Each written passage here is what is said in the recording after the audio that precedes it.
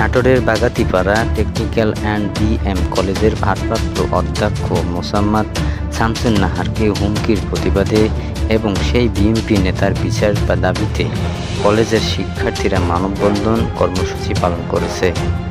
বুধবার বেলা 11টায় কলেজের সামনে প্রধান সড়কে তারা এই মানববন্ধন কর্মসূচি পালন করেন।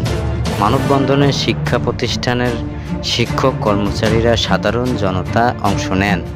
মানববন্ধনে শিক্ষার্থীরা বলেন, বিএনপির উপজেলা আহ্বায়ক মোশাররফ হোসেন অধ্যক্ষকে ডেকে মানসিক নির্যাতনের প্রতিষ্ঠানে এ যাবৎকালে হিসাব নিকাশ সহ পরিচালনা কমিটিতে তার মনোনীত ব্যক্তিকে রাখার চাপ প্রয়োগে অধ্যক্ষ অসুস্থ হয়ে হাসপাতালে ভর্তি হন।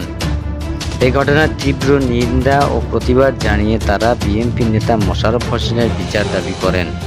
এতে বক্তব্য দেন সহকারী শিক্ষক খন্দকার নাজমুল হুদা, শফিকুল ইসলাম, সুফিয়া সুলতানা, আসমা খাতুন, শিক্ষার্থীদের মধ্যে আরাফাত হোসেন, মুন্না রহমান প্রমুখ। পরে শিক্ষার্থীরা মোশাররফ হোসেনের বিচার চেয়ে বিক্ষোভ করেন। তবে শুরু থেকে অভিযুক্ত বিএনপির আহ্বায়ক মোশাররফ হোসেন প্রেস কনফারেন্সের মাধ্যমে হুমকি সহ তার বিরুদ্ধে আনা সব অভিযোগ অস্বীকার করেছে।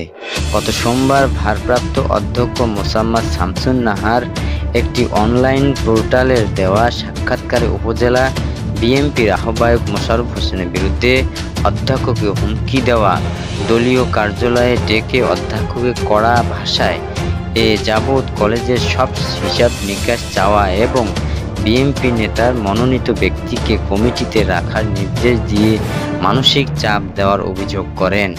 এই ঘটনায় অধ্যক্ষ হৃদরোগে আক্রান্ত হয়ে হাসপাতালে ভর্তি হন। এতে ফুঁসে ওঠেন শিক্ষার্থীরা।